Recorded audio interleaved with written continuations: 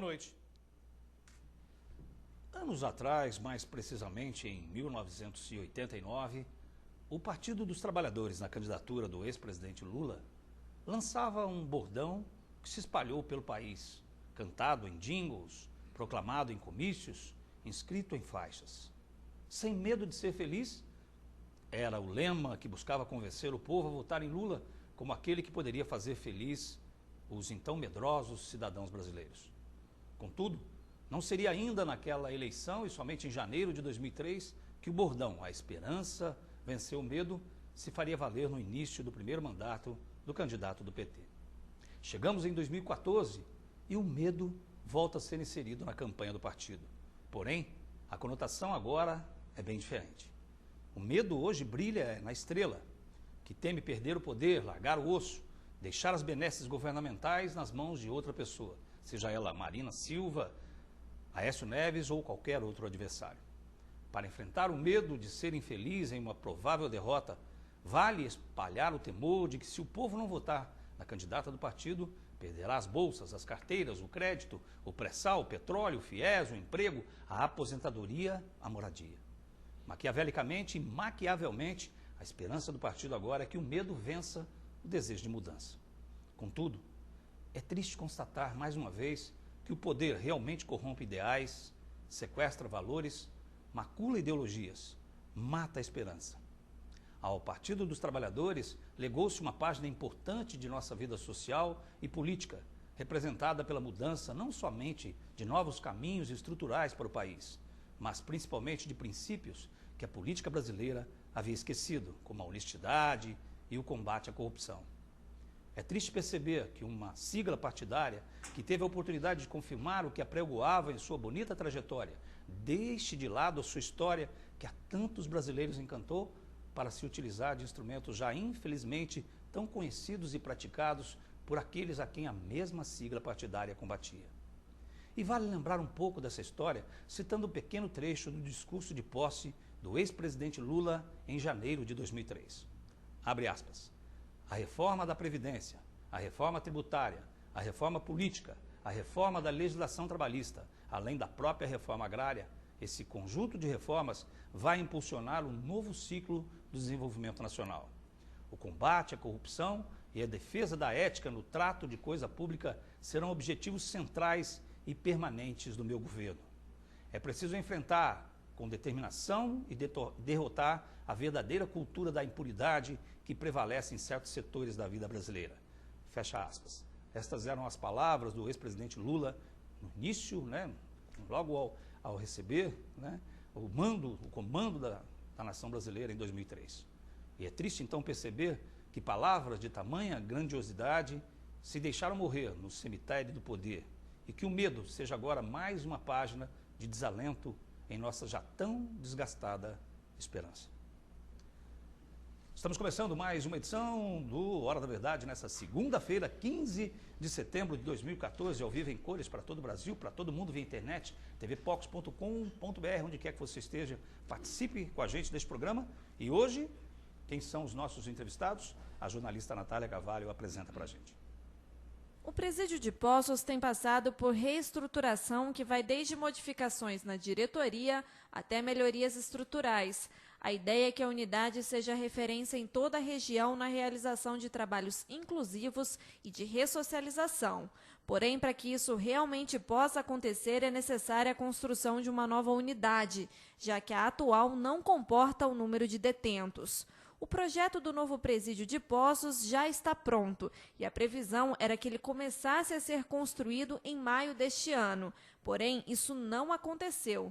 Essas obras estão orçadas em 12 milhões de reais e devem ser custeadas pelo Estado. Para falar sobre assuntos referentes ao presídio, recebemos no Hora da Verdade de hoje o diretor-geral da unidade, Adriano Silva, o adjunto Baruque Pinto e a equipe técnica.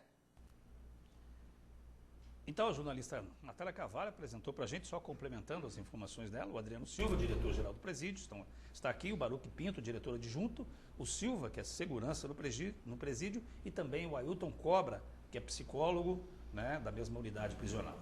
Então a gente vai conversar com ele porque eu costumo dizer que tem muitos locais em Poços de Caldas que a maioria da população desconhece, né? A gente só ouve falar pela imprensa e às vezes as notícias não são tão lá muito verídicas, até porque eu acho que tempos atrás o presídio era um assunto que a gente não tinha muito acesso, né, às informações do presídio. Hoje, a própria presença das pessoas que estão aqui representando o presídio já demonstra essa vontade, essa possibilidade da gente ter um melhor relacionamento com a unidade prisional em Poços de Caldas, até porque ela faz parte da sociedade e há que se unir, né, essa soma de esforços entre as pessoas que estão lá trabalhando no presídio e a sociedade, incluindo a imprensa, para que essa busca seja contínua e seja a melhoria do próprio presídio local. Portanto, queria agradecer a presença do Adriano Silva, do Baruque Pinto, do Silva e do Ailton Cobra pela presença de vocês aqui hoje. E eu falei aí que as pessoas não conhecem muito, vou começar com você, Adriano, que é Adriano Silva, diretor, as pessoas não conhecem muito a unidade prisional de Poços de Caldas. Eu queria que você mais ou menos falasse um pouquinho o que é a unidade prisional em Poços de Caldas, como ela é em termos estruturais, para a gente tentar, assim, depois talvez a gente até coloque umas imagens aqui captadas pela própria TV, para a gente conhecer um pouquinho mais o presídio de Poços de Caldas. Boa noite, obrigado pela presença, Adriano. Boa noite, William. Eu que agradeço esse convite, né?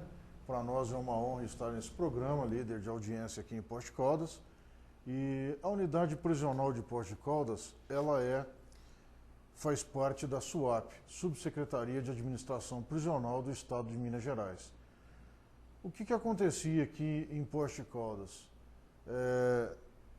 Rebeliões, motins, todas situações adversas da concepção de trabalho da SUAP. O lema da SUAP é custódia e ressocialização. Então, para trabalhar a ressocialização, você não pode deixar os presos trancafiados dentro da cela sem nenhuma atividade. Então, eu era diretor de segurança da penitenciária de Três Corações e lá nós tínhamos 1.200 presos. E sem presos chutar grade, sem ter rebelião, sem ter motim, né? Então, por quê? Porque existia um trabalho de gestão efetivo.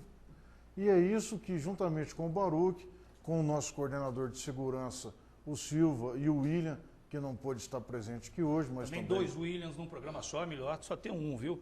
Não dá para aguentar, o pessoal não suporta, né? Um abraço ao William, com certeza. E o nosso psicólogo também, que hoje é assessor de inteligência, né? Faz esse trabalho importantíssimo dentro da unidade prisional. Então, o que nós procuramos fazer hoje aqui em Poços de Caldas? Procurar aproximar da sociedade através da imprensa, né? Através de um trabalho onde coloca o preso realmente em condições de retornar à sociedade melhor do que ele entrou na unidade prisional. Então, hoje, a confecção de imóveis que está ocorrendo lá, artesanatos diversos, coral, né? Construção civil, porque a unidade encontra-se em reforma. Então, nós vamos construir o administrativo, construir a nova sala da diretoria, a melhoria das celas. Então, quer dizer, virou um canteiro de obras. E isso está gerando oportunidade para que os presos possam trabalhar, né, aprender uma profissão e trabalhando dentro da unidade prisional, a cada 3 dias trabalhados, ele tem um dia de remissão na sua pena. Implantamos a abertura ali do diálogo, nós fazemos reuniões periódicas com os presos e também com os agentes e o nosso corpo administrativo. Porque, de repente, o sujeito está com um problema na cela e, para ele, talvez aquele problema seria um problema sem solução. E, de repente, conversando ali com a diretoria, nós conseguimos resolver esse problema ali com 2, 3, 5 minutos. Então, não existe mais fatos isolados dentro do presídio. Então, hoje, os presos eles têm livre acesso à diretoria, né? Eles pedem lá para o coordenador de segurança, eu preciso falar com o diretor. Nós atendemos prontamente o preso, conversamos com ele, se for o caso, encaminhamos para o nosso serviço de psicologia do presídio, para assistente social, onde ele tem todo um amparo, tem todo um trabalho realizado ali para evitar esses distúrbios que ocorriam no passado. Muito bem, a gente está falando aqui, né, sobre o presídio local e o Adriano aí explanou para a gente um pouquinho do cenário, vamos dizer assim, do presídio. Eu queria perguntar ao Baruch, que é diretor adjunto, o Adriano se referiu a essa questão principalmente da custódia e da ressocialização do preso. Muito se fala que é impossível que a ressocializar o preso na atual situação, não do presídio local, mas na atual situação de todos os presídios do Brasil, em sua grande maioria, acredito que sim. Aqui em Poços de Caldas, com todas essas iniciativas de vocês acreditam que é possível sim uma pessoa ser ressocializada no presídio, ou vem aquele conceito de que o presídio às vezes é mais uma escola do crime? Obrigado pela presença, viu, Baruch? Boa noite. Eu que agradeço, obrigado. Boa noite à produção da TV Pós, boa noite aos colegas de trabalho, né, William? E eu já venho de uma geração, desde 2007, já venho trabalhando com a Polícia Civil, e ao longo dessa caminhada dentro do sistema prisional, eu já pude perceber muita coisa, e muita coisa que ficou marcada ao longo dessa história aí, dessa jornada aqui em Poços de Caldas. William, a partir do momento que eu, Adriano, tomamos a frente aqui do presídio de Poços de Caldas, muita coisa aconteceu em pouco tempo, né? E isso a gente deixa aqui os parabéns aqui para os familiares dos presos, até a massa carcerária também, aos colegas de trabalho que vêm praticamente implantando uma política de ressocialização. E isso também se deve também a alguns reeducandos, né? Inclusive o Ednilson, o Thiago Serino, o Anderson, que vem exercendo uma liderança positiva, né? E isso aí é muito importante no processo de ressocialização. E nós percebemos que com essa política, né, de disciplina, de organização, né, está aí o resultado das cadeiras que eles estão confeccionando, os barcos. Então isso é muito importante sim no processo de ressocialização, e quem desacredita, né, que o presídio é feito só para poder manter a pessoa encarcerada está totalmente enganado, né? Desde que você tenha um compromisso sério, cumpra de acordo com a legalidade, com transparência, né? Você cumpra com aquilo que você... Porque na verdade ali é o seguinte, o que você fala, você tem que cumprir, entendeu? Então a gente trabalha em cima da legalidade e transparência, viu, William? Então a gente praticamente... o processo de ressocialização ele é muito importante sim, tá? E nós acreditamos nisso e o resultado está aí, né? Praticamente sendo demonstrado aí na sociedade. Ô Silvio, boa noite, obrigado pela tua presença aqui. Você que é o coordenador de segurança, né? E a gente costuma dizer que todas as pessoas, é claro que eu particularmente, a gente conversando com algumas pessoas que já estiveram presas, e a situação de quem está preso realmente é uma situação muito difícil. Eu imagino a própria pessoa em casa, quando ela tem que ficar num quarto, que ela não pode sair com todo o aparato tecnológico que ela possa ter, já é difícil. E numa prisão deve ser muito, muito pior. Você que tem que, de alguma maneira, sendo coordenador de segurança, estar em contato direto com os presos, esse processo vou colocar a palavra, mas não enxergue ela dessa maneira, o enfrentamento, essa possibilidade de você estar de frente para as pessoas que cometeram algum crime, como é que você lida com isso? Como é que é a resposta? Como é que você tem visto esse processo de humanização, vamos colocar assim, do presídio local? Boa noite, obrigado pela presença. Boa noite, William. É um prazer estar aqui no seu programa, né? E principalmente para estar mostrando para a sociedade a mudança que teve no presídio Poços de Caldas. Que até então... Você já trabalhava lá no presídio local ou não? Você já é de outro lugar? Eu já trabalho, vai para 4 anos que eu estou trabalhando no presídio local. E dentro desses 4 anos a gente enfrentou N situações ali dentro. Então quando eu entrei na unidade prisional, para mim foi assim algo novo, né? A princípio até um susto, porque você chegar dentro de, como você mesmo citou aí, chegar a olhar uma pessoa encarcerada, num pequeno espaço, você olhar e falar assim, poxa, está privado da sua liberdade, privou do direito de ir e vir, isso pra gente você acaba se colocando até no lugar daquela pessoa também. Mas por outro lado, o que acontece? Hoje a unidade prisional, esse teste a teste que a gente tem ali, antigamente o que a gente fazia? Ao sair de casa para ir para a unidade, a gente falava assim, poxa, estou indo para um campo de batalha. Por quê? Vinha passando por situações que parecia um campo de guerra mesmo. Agora hoje não, hoje está diferente o clima ali. Está um clima mais amigável, vamos dizer assim, né?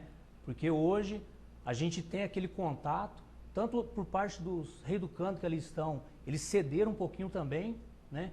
Todo esse aparato está tendo agora na unidade prisional, vamos dizer assim, esse benefício, esse espaço que foi conquistado, esse elo que está tendo entre a sociedade, porque antes também para nós que somos agentes penitenciários ali, a gente também era visto de uma forma diferente, né? Às vezes, para a gente chegar numa loja, porque na loja também tem familiares que estão ali, né? Que trabalham na loja e tem pessoas que estão ali encarceradas. Então, às vezes, pelas situações que aconteciam no presídio, o motim, aquelas coisas que era ruim, vamos dizer assim, ser mostrado para a sociedade, hoje se reverteu.